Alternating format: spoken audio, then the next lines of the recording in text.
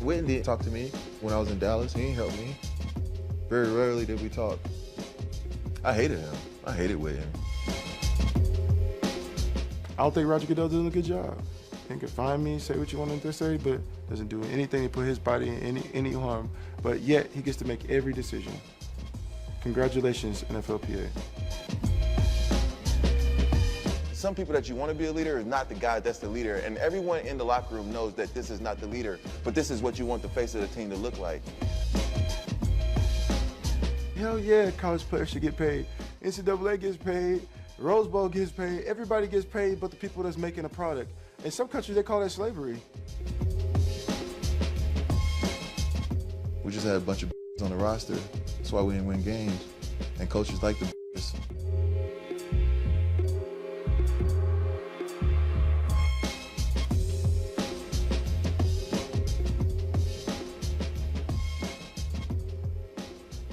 So love it or hate it, they speak honestly and freely, as always. Stephen A., I want to start with you here. Yeah, do you like the comments? But first things first. My birthday's Friday. Damn it, I'm here thinking it's Thursday, so I apologize to everybody for missing. Don't worry, we know about your birthday. You just be in studio, okay? But I will be there. Okay, I will be there. we know. Absolutely. We're prepared. Kevin Hart is coming in studio on my birthday. How the hell am I going to miss that? But I will say this, getting back to the Bennett brothers, their comments, I have mixed emotions about it. The things that they say are not necessarily false. Particularly with Martellus, I definitely respect his openness. Him talking about Jason Witten and how Jason Witten wasn't helpful. Him calling a bunch of his teammates the B word. Because, well, I have to admit, on occasion, particularly with Jay Cutler being quarterback for them, I'm not going to call them that, but they didn't look good. Let's just leave it at that for PC purposes on a Walt Disney platform. They didn't look good, all right? With that being said, I am sort of getting to the point where I'm seeing the Bennett brothers, particularly Michael, just talking a little bit too much and asking myself, what's the gain here? Where's this going to get you? At some point in time, particularly with Michael Bennett, who was whining about not getting the money he thought he deserved, they're going to ask whether or not you're worth, your mouth worth the money that you covet. Your game is not just the only thing that's taken into consideration. And by the way, that's just not about him. That's about me. That's about other people. I'm quite sure this company from time to time asks themselves, am I worth the headache that I could be? My answer is an emphatic yes. But nevertheless, it is a question that obviously gets asked from time to time throughout my career because I'm going to speak my mind. But look at the platform and the medium that I'm in. If I were a professional athlete whose game had to speak for him, as opposed to me, where talking is my profession, that would be entirely different. I just think that Michael Bennett is getting in his own way. I think some of the things that he's done are counterproductive. In the case of Martellus, I feel less so in that fashion, particularly because I feel sorry for him because of the years of frustration he was subjected to, first by being a Dallas Cowboy, okay, and then secondly, by having to play with Jay Cutler. Talk about people that have been subjected to cruel and unusual punishment. It would be Martellus Bennett. So I have a little bit more sympathy for him than I do for Michael. But I do find myself asking the question, are they getting in their own way? And I think we all need to ask ourselves those questions from time to time in our lives and in our careers. And I think Michael and Martellus, more so Michael than Martellus, is getting to that point right now. I like these guys because they say what's on their mind, usually, especially Michael. But this time, Michael, as you said, Stephen A., he's saying stuff that's not necessarily untrue, but he's not breaking new ground. Yeah, no kidding. College athletes are exploited. Yeah, a lot of people don't like Goodell, although the fact that he doesn't play football, how can the commissioner play football and then be commissioner of the league? He's not breaking new ground, but what he's saying to me is uncontroversial. Martellus here is the guy who made news because he used Witten's name. He said he hated Jason Witten. To me, that's news. One of the best tight ends in football at the moment is Martellus Bennett, and he's talking about one of the great tight ends I've seen Jason Witten, who's considered this team player, but he's saying really wasn't helpful. He put his own, it sounds like he's saying Jason Witten put his own interests as a player ahead of the team, which is not Jason Witten's reputation, by the way. And then he used the word he used to describe the Chicago Bears, which is going to make its rounds, obviously, in the media and in NFL locker rooms, especially the Bears. That, to me, is actually newsworthy. He's actually saying new stuff here. And by the way, Martellus Bennett went from, he was on the Giants not that long ago, B-plus tight end, who wanted to get paid like an A-plus, I always thought, to a guy who on the Patriots sure looks like an A-plus so far. Yeah, Stephen A. says we all have to ask ourselves this question, whether or not they're getting in their own way. I think we also know the answer. The answer is yes, Stephen A. They're getting in their own way. Here's the thing. This was based on a profile. It's an E60 piece coming out tonight. It was based on a profile as well by Mina Kimes in ESPN, the magazine. Great profile, these two guys. There's a line in the profile where they addressed J.J. Watt, and they said everybody loves J.J. Watt, but nobody really likes J.J. Watt. Well, that's kind of how I feel about the Bennett brothers. How do you like these guys coming out of this? See, the thing is, they get this reputation that they're the truth tellers, tell it like it is, ultimate in authenticity. But that's not what I hear. I hear guys that sound kind of contrived. The purpose, what the end game is, Stephen A., is to get attention. They're saying anything to get attention, and that would be fine if it was benign, like telling a diner at a restaurant to wrap it up randomly. Some dude just sitting around, wrap it up, wear a condom, giving out free advice, telling another guy, I don't eat American chocolates. That's Michael saying, I don't eat American chocolates. Random, odd quotes and sayings and anything to get attention. That's benign and somewhat harmless, but it's transparent as well. You're just getting people to look at you. But then going in on guys like Jason Witten, Max, it's not just one of the best tight ends you've seen in your time. He's a Hall of Fame tight end. Huh.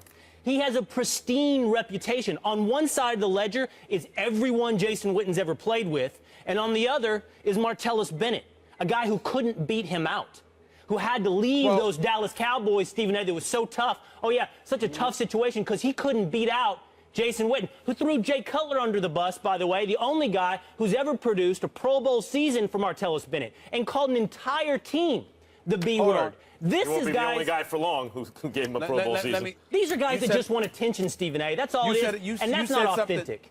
You said something that I want to put you on pause about. First of all, when you talk about Jason Witten, I do think Jason Witten is class personified. I had the pleasure of meeting him and interviewing him at Super Bowl week when we did our radio show out there for Sirius XM. And Jason Witten is class personified, and he is a future Hall of Famer. I believe that the Bennett brothers are truth tellers. I don't believe that they're people that are just looking for attention. I do believe that they speak what's on their mind, that they're honest and authentic in that regard. Maybe there are some things they shouldn't say and some things they shouldn't be so open about, but I do believe they're being open and they're honest. You ask them a question, they're going to give you an answer. But in the case of Jason Witten, here's the problem with what you're saying, Will, and I'm not faulting Jason Witten for this at all. Jason Witten wasn't very helpful to Martellus Bennett, according to Martellus Bennett. Fair enough. Martellus Bennett is a tight end. So is Jason Witten. As far as Jason Witten is concerned, you come in there trying to take his job. He ain't having that. I don't blame him one bit. But the problem is, because Jason Witten is so revered by the Fourth Estate, which happens to be us, it can build resentment towards those on the come up because he's given this imagery of being such a pristine individual, so above reproach, never somebody that engages in a kind of frivolity or pettiness, or dare we say, unethical sort of competitiveness per se. I'm not saying that's him here. I'm saying if you're Martellus Bennett, you have every right to assume that and feel a bit chagrined over it because you're looking at it and saying, he's got this image, y'all don't even know the half of it. Yeah, so I do understand where Martellus is coming from in that regard, but and I think that needs to be said. Yes, and that's if Martellus Bennett is accurate and true. We should hear from James Hanna, Gavin Escobar, all the other tight ends that couldn't beat Jason Witten. Now, what do they think of Jason Witten? But none of them are Martellus. Martellus. They have a similar opinion? None of them are Martellus Bennett. Martellus Bennett, you can see right now, might be the best tight end in football so far this season. He's having an awesome season. partly because he's on an awesome franchise, but also because he's very talented. He's never been not good. So it's a little unfair to compare him to other tight ends who didn't beat out Jason Witten. Max, they're not talking, because the idea could be, why didn't Jason Witten take me under his wing and help me to help the team? That seems to be the point. You're not talking about just the performance. What I'm saying, Will, is this. Will is speaking to those players that also competed against Jason Witten for his spot.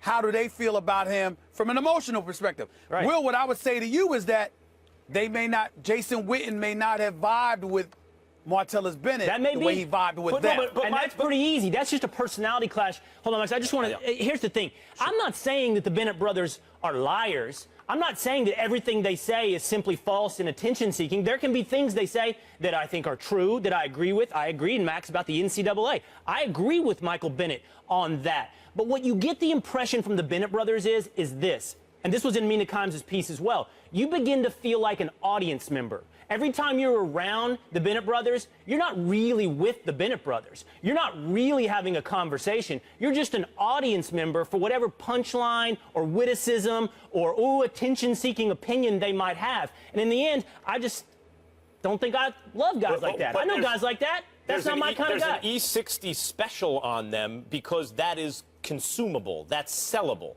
The media desires it because the presumption is there's an audience for this. And so that may be like a feedback loop where they then give you more of the performance because it sells and builds their brand. All that may be true.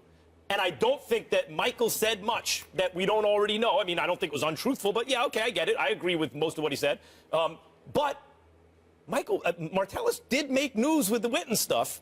And to your point about how it's like, well, it's just him seeking attention, I don't think Witten was ever threatened by another tight end, like he must have been in terms of competition with Bennett. I think that's a safe presumption to make and assumption to make. And Bennett is giving us information here. We can do with it what we wish, but he's saying, look, when it came to a guy who may have been a threat to Witten, he wasn't exactly being helpful to me. That's new information. Bennett, I'll just add this on. Martellus Bennett's been in 4 locker rooms in 6 years, right? Changed teams 4 times. 2 of those locker rooms right now.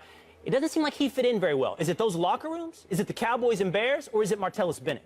Well, I mean, my retort to that would be you don't know the answer. That's fair. That's right. And in fairness to you, I don't know the answer either. Neither does Max or anybody else. But if you're sitting in his shoes, one of the things you have to pay attention to, Will, is preferential treatment. There is no question that preferential treatment gets accorded to Jason Witten. Now, he may deserve it. Right, he's Hall of Fame. Wait a minute. He may deserve it because of his credentials. But you know what? Some would argue T.O. deserved it because of what he produced on the field. The flip side is that he didn't have the same personality. We all know that Jason Witten, in concert with Tony Romo, facilitated the exodus of Terrell Owens from Dallas because, Jerry Jones once committed to keeping T.O. and then in a matter of days changed his mind, or purportedly after having conversations with some of these dudes. So if you know this backdrop, you have to take that into consideration. You don't get to sit there because you're a Dallas Cowboy fan and you respect the hell out of Jason Witten, and rightfully so, and all of this stuff, and just gloss over those realities and how it could potentially impact somebody like a Martellus Bennett. Because Martellus Bennett can play. He is no scrub. He shows up to work. He comes to produce. And what he said was, he never said Jason Witten couldn't play. He never said Jason Witten wasn't a professional. He never said that Jason Witten wasn't a future Hall of Famer. He basically said Jason Witten treated me like crap. That's basically what he said. Yeah. I'm sorry. I don't know if any of us is qualified to dismiss that. I think if I were in the league, I'd rather have my locker next to Jason Witten than Martellus Bennett, based upon everything we know. Well, except like take T.O. for an example. They run him out of town. He immediately goes to a Super Bowl, and he's the best player on the field in the Super Bowl. That's not Jason Witten or Tony Romo. So that's just fair, because, Max. And the point is that sometimes the media chooses its darlings. And I agree with you. Jason Witten, for very good reason, is a media like everyone likes him because he's such a great player and he has a sterling reputation as a teammate. That's why this is news. Right. It's T.O. going to the Super Bowl and balling out, who's not the media darling, and now it's Martellus Bennett on the Patriots and balling out, who is not at least beloved by the media, even if we pay attention to him. Before we go to break, I just want to piggyback on what Stephen A. said earlier, because you were saying you don't see how people could see them as likable and they're not real. I've spent quite a bit of time around them. I was with them for the NFL draft in 2015 when I was with NFL Network, and I promise you, they are as real as they come, and it's authentic. It's just that they're not seeking attention. It's that they're speaking freely. They actually say something, unlike most players in the NFL. So, of course, they're going to garner attention. They're creative. I see you giving me the side. No, They're creative. They're free thinkers. My perception is through these profile pieces and what I read, and I will totally respect your personal experience and what you can tell me there. And they can have a conversation and not be an audience member. That's where I'm going.